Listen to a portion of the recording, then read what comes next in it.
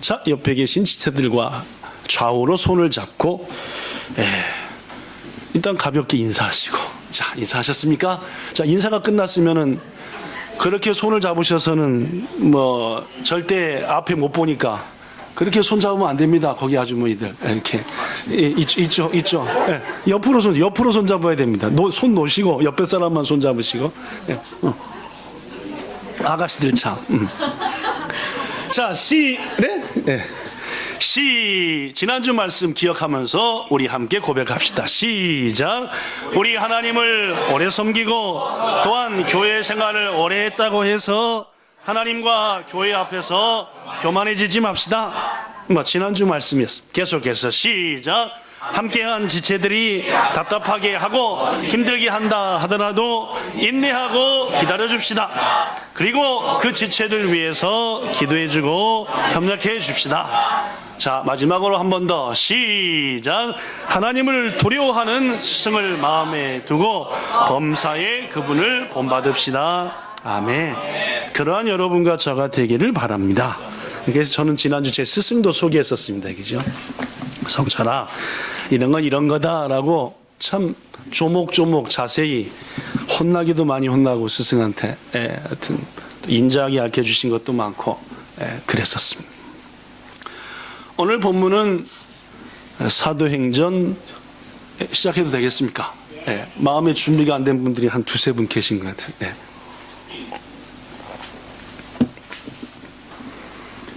오늘 본문인 사도행전 8장은 기억에 나시는 분이 많겠지만 작년 12월 1일, 그러니까 지금부터 약 3, 4개월 전에 우리에게 주신 하나님의 선물들이라는 제목으로 설교를 했던 본문입니다. 성경에 보면은 하나님이 우리한테 준 선물들이 참 많습니다. 그렇죠? 많은데 저는 그때 오늘 본문을 바탕으로 세 가지를 소개했었습니다. 하나님이 준 선물, 첫째, 구원이다. 영원히 죽을 우리들에게 영원히 살 길을 주신 것, 최고의 선물이다. 두 번째, 하나님 우리에게 주신 선물은 사명이다. 내가 주를 위해서 뭔가 일할 수 있도록 내게 일거리를 주시는 것, 그거만치 귀한 뭐가 없다? 선물이 없습니다. 여러분과 저 같은 사람이 주님을 위해서 뭔가 할 수 있다, 할 수 있는 사명을 줬다는 것은 놀랍고 귀한 일입니다. 그렇죠? 실감이 안 가는 분이 계신 것 같은데 박근혜 대통령이 갑자기 전화 왔어요. 그렇죠? 그래가지고 주추님 씨, 나라를 위해서 이것 좀 절 도와주세요. 해가지고 우리 주치님 집사님한테 중요한 걸 부탁했다 해봅시다. 그럼 마음이 어떻겠어요? 그렇죠. 밥을 안 먹어도 대통령이 부탁한 일은 기쁘게 하나겠습니까? 그렇죠? 하물며 우리를 지으신 하나님께서 우리에게 당신의 일을 맡기셨다는 것은 놀랍고도 놀라운 선물이다. 끝으로 소개한 것은 하나님이 우리에게 준 선물은 성령이다 했습니다. 그 사명을 감당하도록, 그리고 그 구원을 우리 속에서 이루어내도록 성령도 선물로 주셨다라는 말씀, 혹시 기억나십니까? 그런 말씀들 지금으로부터 약 4개월 전에 다시 할까요? 기억 안 나시면 그걸로 오늘 그렇게 말씀을 전했습니다. 오늘은 조금 다른 측면에서 오늘 본문을 얘기하고자 합니다. 여러분, 저를 한번 보십시오. 마직, 마술 좋아하십니까? 옛날에는 마술. 지금은 별로 안 좋아한다고. 마술에는 카드나 동전 같은 것을 이용해서 가볍게 사람들을 재밌게 하는 그런 마술이 있는가 하면은, 제가 지금도 신기한 것 중에 하나가 무대 위에다가 이런 학고 상자를 딱 놔두고 거기다 누굴 눕혀요? 사람을 눕히잖아요. 그래가지고 어떻게 해요? 막 칼을 막 들이대고 막 쑥에서 통하고, 더구나 나누잖아요. 그죠? 그래서 머리는 여기서 해 웃고 있고 발은 저기서 춤추고 있고, 그래서 이야, 저건 아무리 봐도 잘 모르겠다. 이렇게 조금 카드놀이보다는 복잡한 마술도 있습니다. 그런 거 하면은 우리 건물보다 더 큰 빌딩 같은 거를 갑자기 없어지게 하는 뭐 없어지게 한다기보다는 안 보이게 만들어버려 사라지는 것처럼 만드는 그런 마술도 있습니다. 아마 조금 연세 드신 분들은 데이비드 카퍼필드라는 유명한 마술가를 아시리라 생각합니다. 이분이 했던 것이 가장 유명한 게 두 가지인데, 나이아가라 폭포 있잖아요, 그렇죠? 우리 남구 집사가 간 동네에서 많이 멀지 않은 것 같은데, 그 나이아가라 폭포 앞에서 그 아까 사람 자르는 것 같은 그런 기계를 딱 설치해 놓고 거기에 카퍼필드가 들어갑니다, 그렇죠? 아주 그걸 어떻게 해요? 폭포에 던져버려요. 근데 조금 있다가 카퍼필드가 헬리콥터 타고 나타납니다. 분명히 이러고 있었는데, 폭포 밑을 떨어진 게 뭐라 그러지? 폭포. 하여튼 폭포로 떨어졌어요. 그냥 이렇게 해서 밀어서 둥둥둥 떠서 폭포로 빵 떨어졌는데, 한 1분쯤 있다가 헬리콥터 타고 더구나 헬리콥터도 위에 탄 게 아니라 줄에 매달려서 밑에서 폭포 속에서 야, 대단한. 그분이 더 한 유명한 게 있습니다. 혹시 기억나는 분 계십니까? 마리장성도 맞고, 더 유명한 것은, 마리장성도 유명한데 더 유명한 것은 1983년 뉴욕에 자유여신상이 있는데 수많은 사람들을 모이게 했습니다. 가지고 자유여신상 앞에다가 막을 하나 딱 설치했어요. 분명히 자유여신상이 있었거든요. 막을 딱 내리니까 없어졌어요. 본분이 안 계시. TV가 없었네. 1983년. 그때 칼라 TV 나왔을 때인데, 그죠? 예. 한국에도 칼라 TV 나왔습니다. 예. 조금 있다 보니까 다시 자유여신상이 생겼습니다. 그런 걸 해서 그를 가장 유명하게 만든 마직이 바로 자유여신상을 없애버렸던, 그리고 다시 생겨나게 했던 마직. 그는 손수건이나 혹은 동전 카드 같은 거로 하는 그런 단순한 마술이 아니라 막 여신상 전체를 다 없었다가 다시 생겨나게 했다는 그런 대단한 마술가였고, 그래서 많은 사람들은 이 데이비드 카퍼필드를 뛰어난 창의성과 개인기로 현대의 세계 마술계를 제패한 인물이다 라고 칭하는, 혹시 궁금한 분들은 찾아보시면, 저도 어제 그저께 동영상으로 그분이 한 마술들을 봤는데 다 나왔더라고요. 아주 오랜만에 뉴욕에서 자유여신상 없어지는 것도 보고 재밌었습니다. 그런데 여러분, 이 마술이 언제부터 시작되었는가? 대다수 학자들은 이 마술은 유대인으로부터 시작됐다라고 말합니다. 실제로 구약 시대에 있어서 유대인들의 장기 중에 하나였습니다. 잘하는 것, 마술. 이들은 오랜 유랑 생활, 즉 나라가 망하고 여기저기 도망다니고 쫓겨가는 생활하면서 이 마술을 자신들의 장기로, 그리고 자신들의 성공의 도구로, 그리고 대표적인 오락으로 발전시켰습니다. 그래서 세계적으로 유명한 마술가들에는 거의 다 유대인들입니다. 유리겔라라고 들어보셨습니까? 네, 유리겔라도 아시다시피 유대인입니다. 그럼 카퍼필드는 뭐게요? 역시 유대인입니다. 하여튼 유명한 마술가들은 유대인들이 많습니다. 그러한 이유들 때문에 마술, 마직, 물론입니다. 저를 포함해 많은 사람들이 마술을 재미있게 보는, 흥미롭게 보는 것이 사실입니다. 얼마 전에 토브 호텔 2층에 그 뷔페 식당에서 식사할 기회가 있었는데, 거기서도 마지션이 와가지고 테이블마다 다니면서 마술을, 연우도 봤대지? 그렇죠. 예. 재밌게 해주는. 그러니까 밥을 새깎고 뷔페를 가서 먹으려고 비싼 돈을 주고 1시간 반밖에 시간 안 주고 갔는데, 마술을 보니까 30분 지나가 버리니까 먹을 일이 없잖아요. 이 사람들이 상당히 작전을 쓰는 것 같아요. 아무래도 이 쳐다보고 있으면 빨리 음식을 가서 떠다가 빨리빨리 먹어야 되는데, 그죠? 하여튼 재밌습니다. 이 마술은 분명 웃음과 흥미로 많은 사람들의 마음을 열어주기도 하고 또 분위기를 재밌게 만들기도 하고, 그러나 여러분, 마술의 역할은 실은 거기까지입니다. 다들 아시는 것처럼 마술은 여러분과 저의 눈을 뭐 하는 겁니까? 속이는 겁니다. 100% 그런 겁니다. 실제로 없어진 게 아니라 없어진 것처럼 보게 만든 거라, 우리를. 마술가들이 보여주는 것은 자기들이 필요한 것만 보여주는 거지 우리가 못 보게 만들어 버립니다. 어딘가 우리가 한눈이 팔려서겠죠. 그래서 우와 대단하다. 그래서 다만이 마술하는 방법을 알려주기도 하는데 보고 나면 어떻게 돼요? 아이 저렇게 한 거였구나 라고 이해합니다. 근데 웬만해서 마술가들이 방법을 안 알려준다 그죠? 자기들끼리 뭐래요? 약속이랍니다. 왜냐면 자꾸 알려보져 버리면 안 되니까 그죠? 그래서 어떤 마술가가 이런 말을 했습니다. 여기 써진 대로 읽어볼까요? 자 읽어보죠. 마술가처럼 한번 읽어보죠. 시작.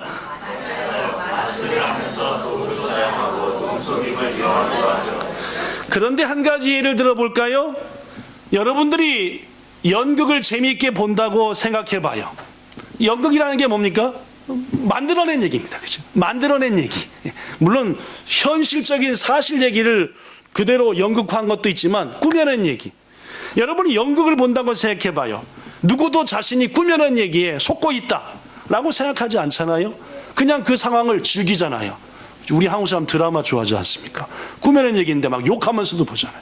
막 욕하면서 또 한국만 가면 주리 어머니가 저하고 제 집사람 앉혀놓고 아침에 드라마를 한 5개인가 4개 하더라고요. 저 방송 돌아가면서 시간대로 막 앉아가지고 그냥 계속 쟤가 나쁜 놈이고 쟤는 어떤 놈이고 아니 걔가 나쁜 놈인 게 나하고 뭔 상관이야 도대체. 근데 우리 어머니는 저하고 앉혀놓고 그냥 막 거품 울면서 저놈이 나쁜 놈이라.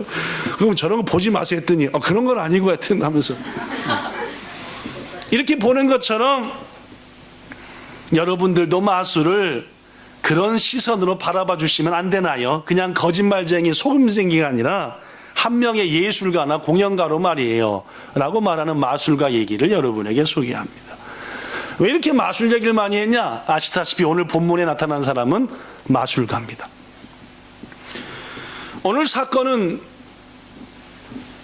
순교했던 수데반, 그분이 죽은 다음에 복음이 예루살렘만 있다가 사마리아라고 하는, 즉 예루살렘의 북쪽에 있는 도시로 확 퍼져나가는 과정에 있었던 일입니다.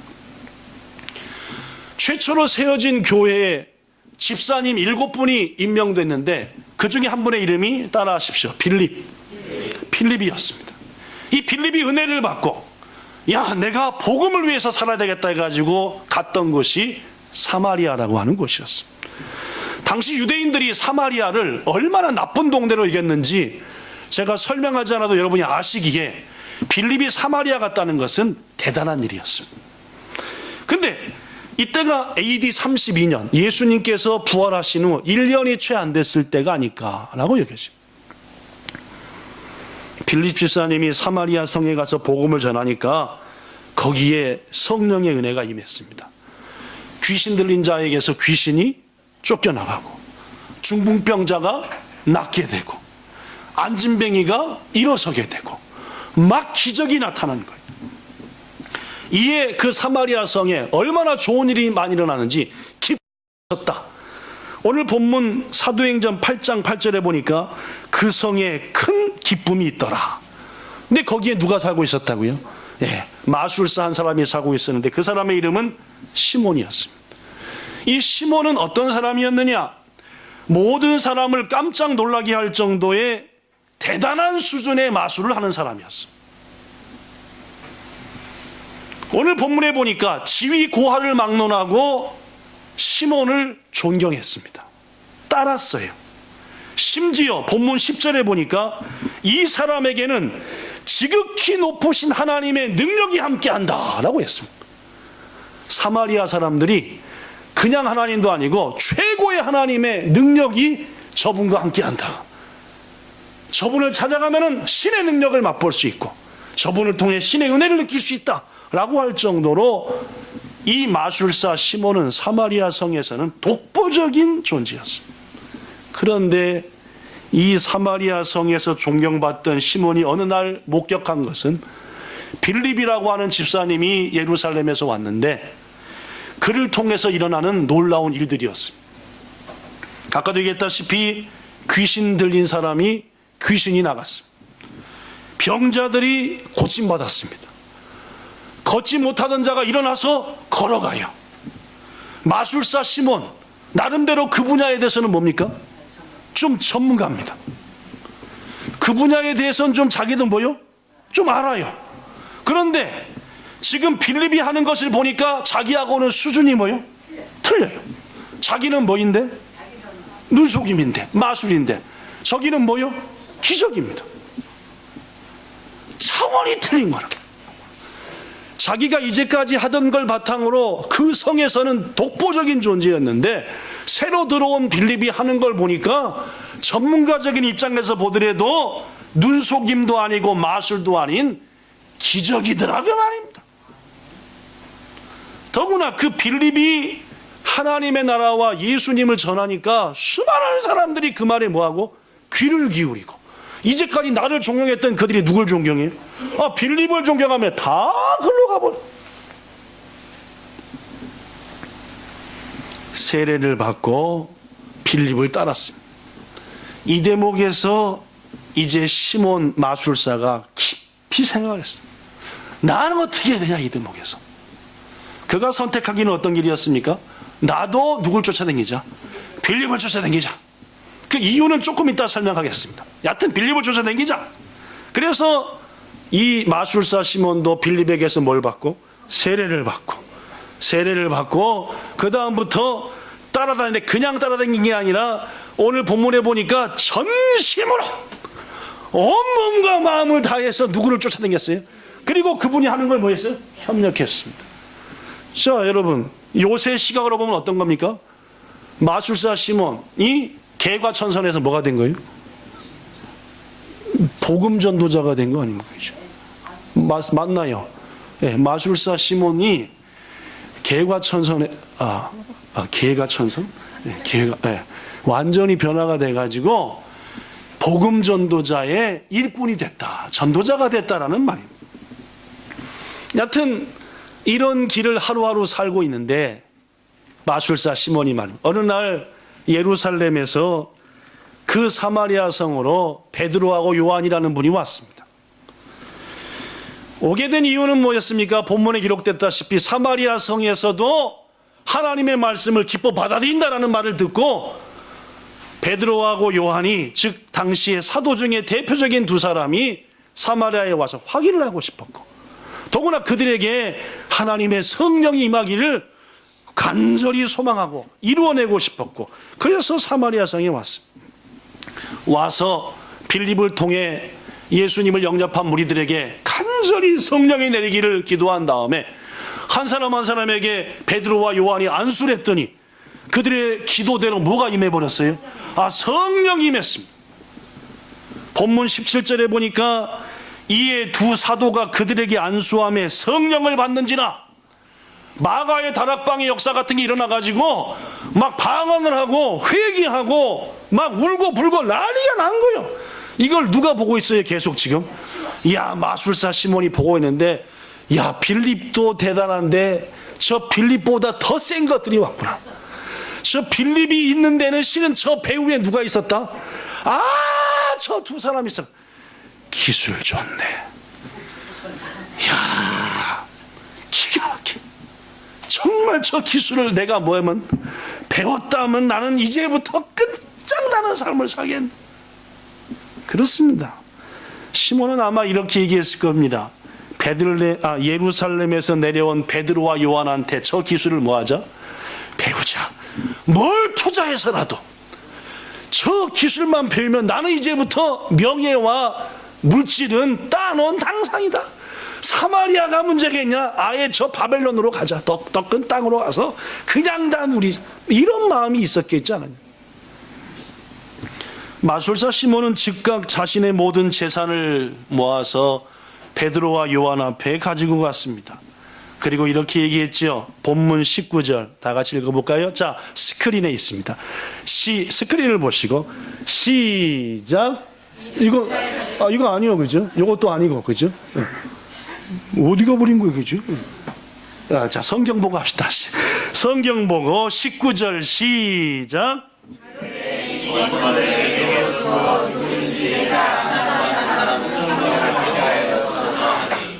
내게도 주어 그 가운데 가르쳐라는 말을 넣으면 더 이해가. 내게도 가르쳐 주어서 누구든지 내가 안수하면 그 사람도 뭘 받게 하소서? 성령을 받게 하소서. 그렇습니다. 그는 하나님의 선물을 뭔가 돈으로 산다든지 내가 뭘 해서 줄 수 있는 것으로 착각한 거예요. 거듭 말하지만 하나님이 기도하던 베드로와 요한, 빌립의 기도를 응답해 주시고 그들이 사모했기에 그들에게 성령이 임한 겁니다. 선물로. 그죠? 이들이 능력이 있어서 성령이 임한 것도 아니고 그들이 사모만 해서 임한 것도 아니고 그 모든 것에 더해서 하나님이 선물로 주신 것. 이게 성령이라. 그런데 그 대목에 대해서 시몬은 깨우치지 못했습니다. 기술로 알았지요. 베드로는 이 마술사 시몬을 강하게 책망했습니다.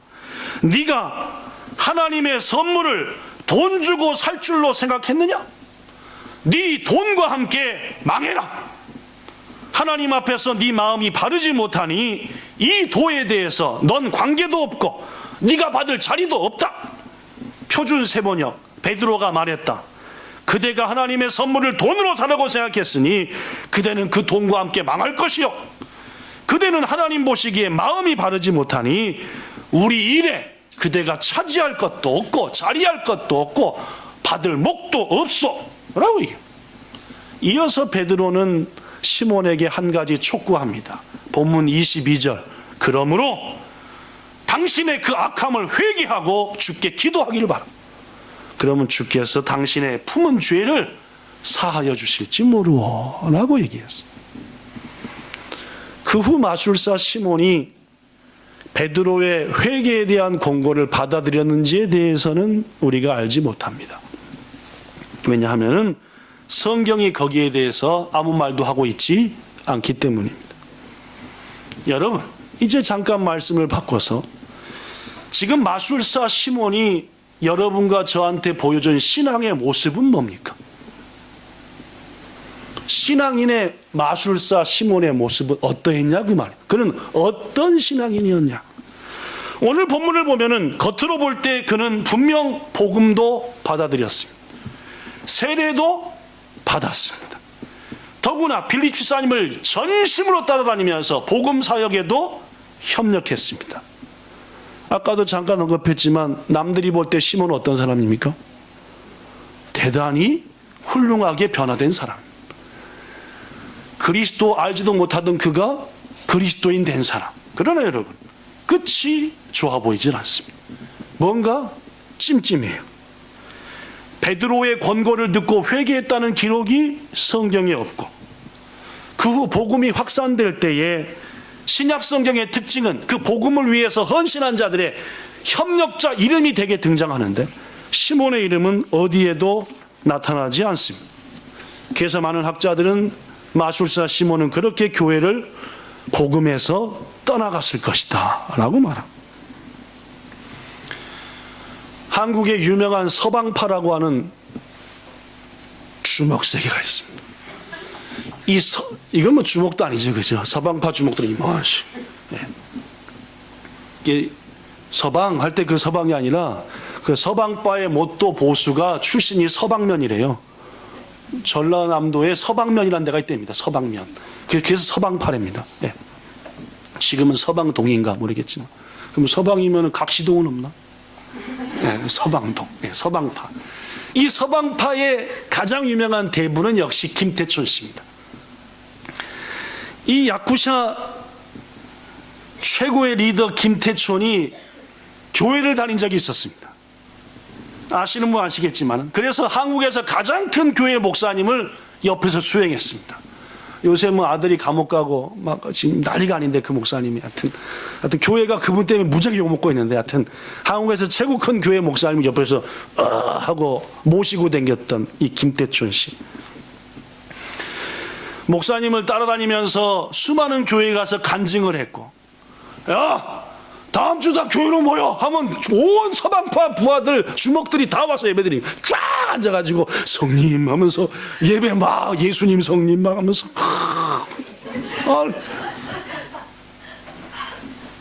하지만 결국에는 옛 습관을 버릴 수 없었던지 주먹세계로 돌아가 버리고 말았습니다. 특히 그분이 교회 다닌 다음에 가장 많이 이용했던 회의 장소가 얘기하면 안 되는데 하여튼 어느 교회 강남 금식기도원이라는 데가 있는데 거기에 자주 모여서 부흥 집회를 했는데 실은 맨 처음만 부흥 집회고 나중에는 그 자식 처리해 막 이렇게 이런 식으로 하는 그런 모임이었다는 것이 나중에 기자들을 통해서 다 밝혀지게 되었던 그런.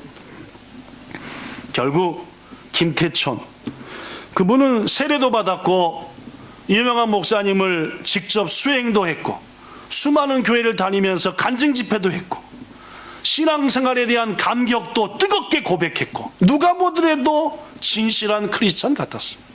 그러나 그의 인생이 끝나는 날, 지금부터 2년 전입니다.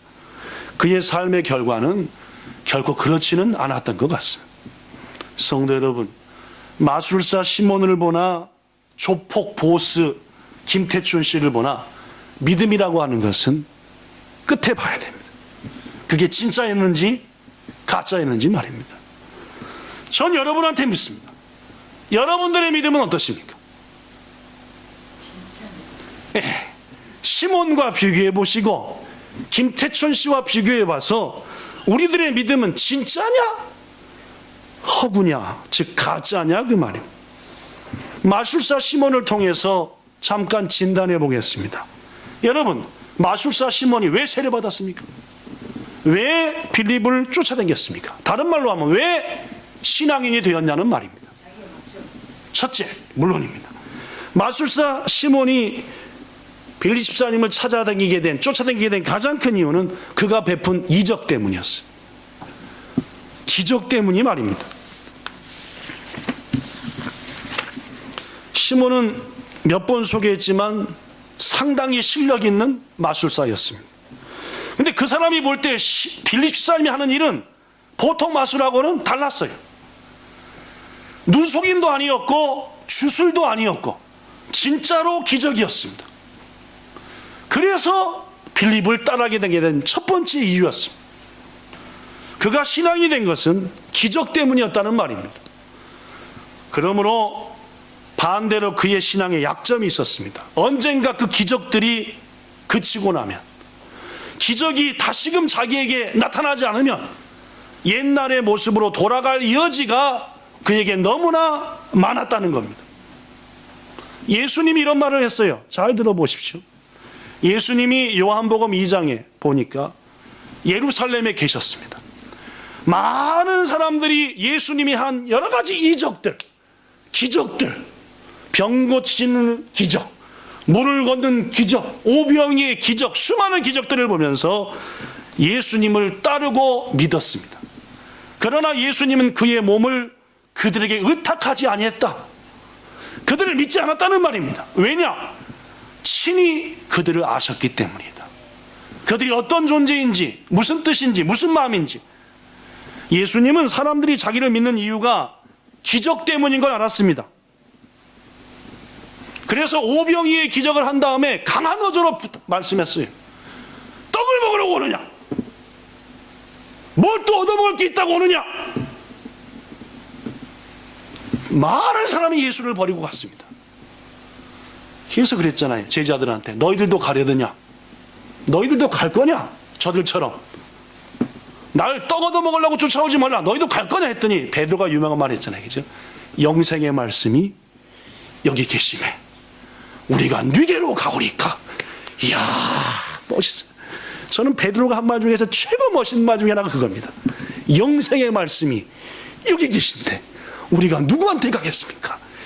멋지지 않습니까, 여러분? 그렇습니다, 여러분. 예수께서는 사람들이 무엇을 추구하는 존재인지를 아셨습니다.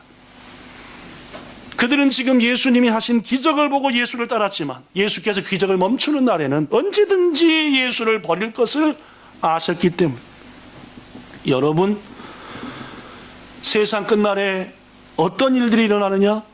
예수님의 말씀을 보면 엄청난 기적이 거짓 선지자, 가짜 선지자를 통해서 아치꼬치 이곳저곳에서 막 일어납니다. 왜요? 여러분과 저를 미혹하여 지옥에 끌고 가려고요. 마태복음 24장 24, 5절 예수님의 말씀입니다. 여기 있는 거 보고 시작.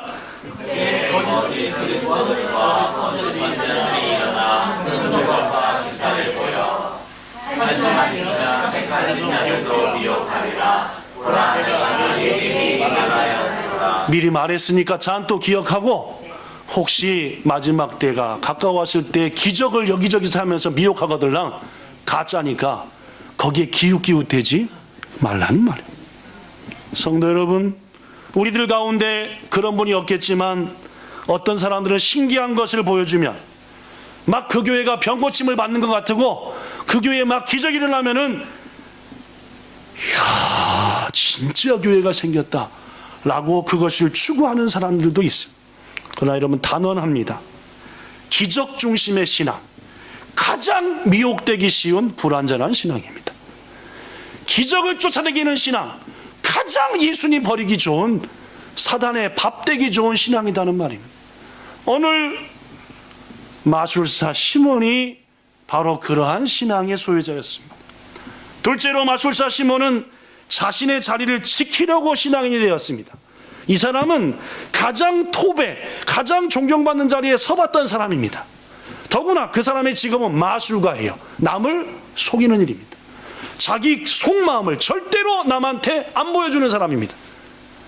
음흉하죠. 음흉한 겁니다. 사람들이 전부 다 누굴 따라요? 날 버리고 빌립을 따릅니다. 음흉합니다. 나의 팬들을 잃어버리지 않기 위해서는 나도 누구의 팬이 되죠? 저의 빌립의 팬이 되자는 것이죠. 그러면 나의 팬들과 내가 같이 계속 있게 되는 것이고 언젠가 빌립도 뭐 할 날이 있을 것이고 꺾일 날이 있을 것이고 그러면 나의 팬들이 나한테 다시 뭐 하리라? 이거 음흉한 사람만 이런 생각합니다. 우리 성도들은 여기까지는 안 생각하지만은 음흉한 것들은 다 따져보고 저것들이 언젠간 빌립이 꺾이면 나한테 돌아오리라. 물론입니다. 마술사 시몬은 자기 추종자들을 놓치지 않기 위해서 그와 같은 길을 선택했다라고 학자들은 말합니다. 셋째, 마술사 시몬의 더 결정적인 이유는 기술을 배우기 위함이었습니다. 이야, 정말 대단하다. 빌립이 하는 것도 그렇고 더구나 베드로와 요한은 저들의 스승이었구나. 나에게 그걸 가르쳐 주어서 내가 안수할 때 저들에게 성령이 임하게 하소서. 본색이 드러나는 상황이었습니다. 아까 집사님이 얘기한 대로 결국 마술사 시몬이 신앙을 갖게 된 이유는 이익 때문이었습니다. 세상의 명예와 재물과 자신의 필요한 것들을 얻기 위해서 말입니다. 여러분한테 묻습니다. 여러분은 왜 예수 믿으십니까? 여러분과 마술사 시몬이 뭐가 다르십니까? 마술사 시몬은 세상의 이익을 위해서 예수를 선택했습니다. 그러니까 여러분과 저는 왜 예수를 선택했냐는, 물론 여러분과 제가 예수를 처음 믿을 때 순수한 동기로 안 왔던 사람들이 더 많습니다. 한번 생각해 보십시오. 맨 처음에 교회 올 때 뭔 목적으로 오셨습니까? 순수하지 않았던 경우도 있다는 말이에요. 그러나 여러분, 우리가 처음에는 순수하지 않은 동기로 신앙을 시작했다 하더라도 지금 그 목적이 바뀌어서 온전한 동기로 예수님을 믿고 있다고 한다면 그것은 아름다운 일입니다. 반대로 처음에 가졌던 불순한 동기를 아직도 가지고 그 마음으로 예수를 믿고 있다면 그건 예수 믿는 게 아니니까 빨리 하나님의 말씀을 바탕으로 해서 수정해야 돼요. 내가 예수 믿는 목적이 달라져야 한다는 말입니다. 제가 어릴 적 교회 가면 꼭 주는 게 있었습니다. 간식과 학용품. 연필 주지, 공책 주지, 지우개 주지. 예배 마치고 오늘 뭐 안 주나. 그게 이제 좀 지나니까 카드로 바뀌더만요. 카드를 몇 장 모으면 뭘 주더만, 그죠?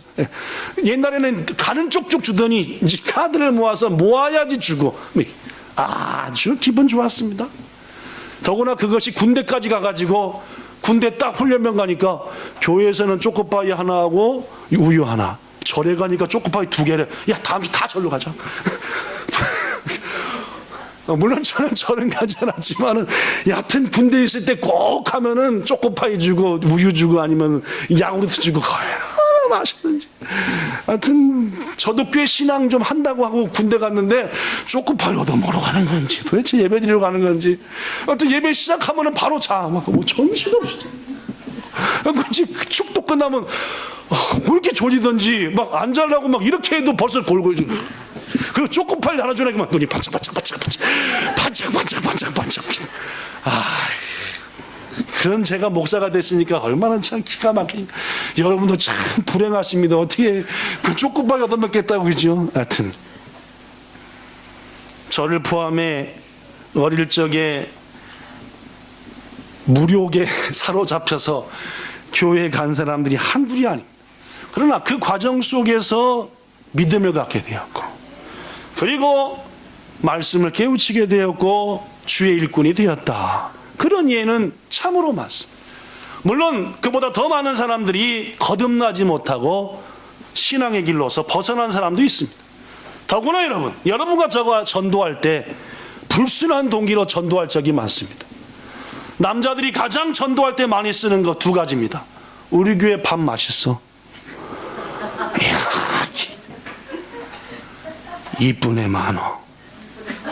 이 남자들이 전도할 때 그걸 가장 많이 써요. 이쁜애 많어하고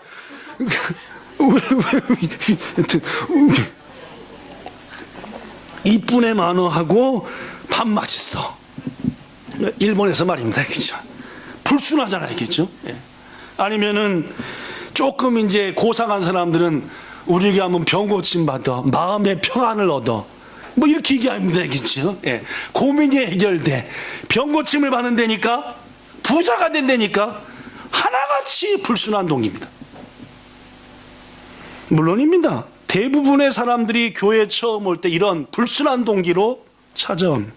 하지만 이런 이기적인 동기들이 말씀을 통해 고침받고 예수님을 구세주로 영접하는 겁니다. 여러분과 저의 신앙이 이렇게 수정되어지고 변화되어져야 되는 줄로 믿습니다. 자, 그렇다면 어떤 믿음이 진짜 믿음이냐? 두 가지만 얘기하고 마칩니다. 첫째, 여러분의 믿음이 진짜인가 가짜인가를 확인하는 가장 분명한 것은 예수를 믿은 다음에 내가 죄인인 것을 알았냐입니다. 그리고 회개했냐는 거예요. 이건 내가 교회 다니기 시작했어요. 불순한 동기로. 다니다 보니까 말씀을 통해 내가 뭔지를 알아요. 죄인인 걸 깨닫고 예수님 앞에 무릎 꿇고 난 쳐 죽일 사람입니다. 회개한 경험이, 진실한 경험이 있으시다면은 여러분의 믿음은 괜찮은 겁니다. 좋으신 겁니다. 반대로 교회 다닌 지 한참 됐는데 난 절대로 죄인이라고 생각해 본 적도 없고 하나님과 1대1로 자신의 죄를 고백 못 해봤다면 아직 시몬하고 김태촌입니다. 우리가 처음 신앙생활 했을 때 죄가 뭔지 알아요? 몰라요? 모릅니다. 회개가 뭔지 압니까? 몰라요. 그러나 예수를 믿고 몇 년 지나면 서서히 압니다. 여러분, 예수를 믿고 교회 다닌 지 몇 년인데 죄인인 것도 모르고 하나님 앞에 회개한 적도 없다면 보통 문제가 있는 게 아닙니다. 우리가 아무리 신앙을 가지게 된 것에 대해서 기뻐하고 감사하며 감격한다 하더라도 반드시 일단 믿음을 갖게 되면 깨우쳐 오는 것이 내가 죄인이었다는 거예요. 내가 못된 자라는 것을 깨우치게 됩니다. 그래서 구원을 받았음에도 불구하고 전에 죄인이었던 사실 때문에, 전에 했던 악한 여러 가지 일들 때문에 갑자기 두려움이 오고 나 지옥 가는 거 아니야? 이게 은혜입니다. 은혜라고 하는 게 막 오늘 설교 듣는데 재밌어가 은혜가 아니에요. 내가 죄인이었던 게 생각나고 이러다가 나 지옥 가는 거 아니야? 느끼는 게 은혜인 겁니다. 이런 은혜 누리시기를 축복합니다. 그래서 어떤 때는 하나님 앞에 죄스러움과 부끄러움을 느끼고 엎어져 가지고 하나님 내가 죄인입니다 하고 눈물로 회개하는 거, 이게 진짜 믿음이라는 말입니다. 사랑하는 여러분, 만약 이러한 회개의 눈물이 아직까지 여러분에게 없다고 한다면 믿음이 아직 온전하지 않은 겁니다. 오늘 마술사 시몬을 보십시오. 회개했다는 얘기가 없지 않습니까? 사랑하는 여러분, 하나님의 나라가 급히 가까이 오고 있습니다. 참된 믿음을, 회개한 믿음을 갖고 있지 않고서는 절대로 구원받지 못하는 그 나라입니다. 우리도 주님이 오셨을 때 주님 앞에 서서 마술사 시몬처럼 저 세례도 받았거들랑요 주님. 아니 제가요 교회 댕겼습니다. 비리수장님한테 협력한 게 얼마인데 노방찬양 숱하게 되겠습니다. 박목사님한테 끌려서. 내가 교회 성도들 밥해 먹인 게 얼마인지 압니까? 얘기를 할 수 있을지는 모릅니다.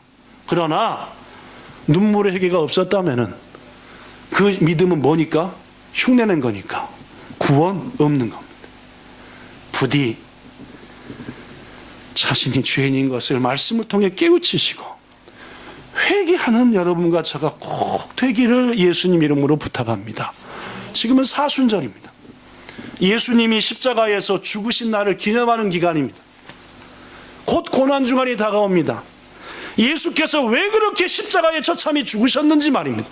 그분이 왜 이렇게 고통당하셨는지 1대1로 한번 따져보십시오. 새로운 영화도 나온대죠. 마태복음으로, 그죠? 네, 마태복음을 영화한 아주 멋있게 생긴 분이 예수님이시던데 곧 개봉한답니다. 뭘 보셔도 좋으니까 십자가의 사건과 여러분과 1대1로 연관시켜 보셔서 부디 죄인인 것을 깨우치시고 성령의 은혜로 회개하셔서 온전한 믿음으로 나아가는 여러분과 저가 되기를 예수님 이름으로 축원합니다. 끝으로 예수 중심으로 사는 게 진짜 믿음입니다. 오늘 사도행전 8장 5절과 12절을 보면은 빌립이 뭘 전한지 압니까? 예수를 전했어요. 자기 잘난 거 전한, 사마리아 성 가서 예수 얘기만 했습니다. 그렇습니다. 빌립이 전한 것은 마술이 아니었어요. 행복도 아니고 배부름도 아니고 인생의 평안이 찾아온다 예수 믿으면 그런 얘기 아니었습니다.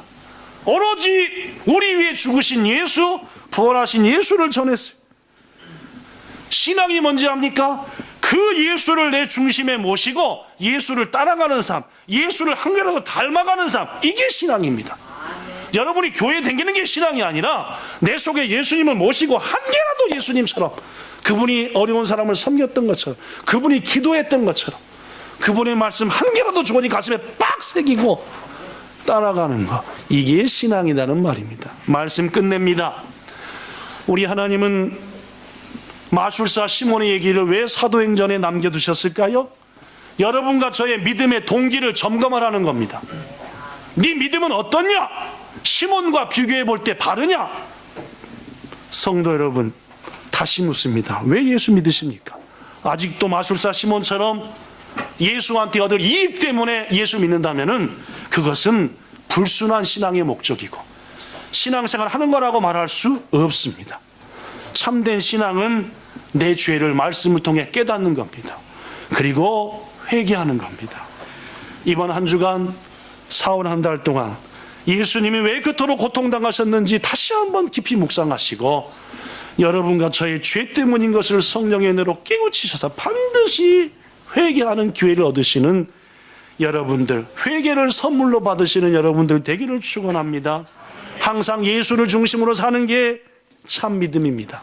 제발 세상 썩어질 것 목적으로 사지 말고 예수님 닮아가기를 소망하셔서 우리 본향교회는 예수 닮은 것들이 가득한 교회, 예수님의 냄새가 이곳저곳에서 나는 교회 만들어내는 여러분과 저 되기를 주 예수님 이름으로 축복합니다. 기도하겠습니다. 사랑이 많으신 주님, 우린 왜 예수를 믿습니까? 무엇 때문에 주님을 따라갑니까? 혹 불순한 동기 아닙니까? 이제 바뀌어 먹든지 마시든지 무엇을 하든지 주의 영광 위에 사는 우리 되게 하옵소서. 참 믿음의 자리에 있어서 너무나 중요한 것은 내 모든 삶의 목적이 예수 중심인가? 또한 회개하는 삶을 살고 있는가입니다.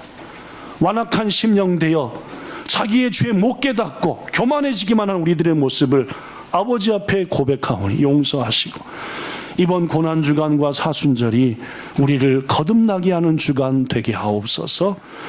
죄사함의 은혜가 우리 온 본향교회에 넘치게 되기를 간절히 소망하며 주 예수님 이름으로 기도하옵나이다. 아멘.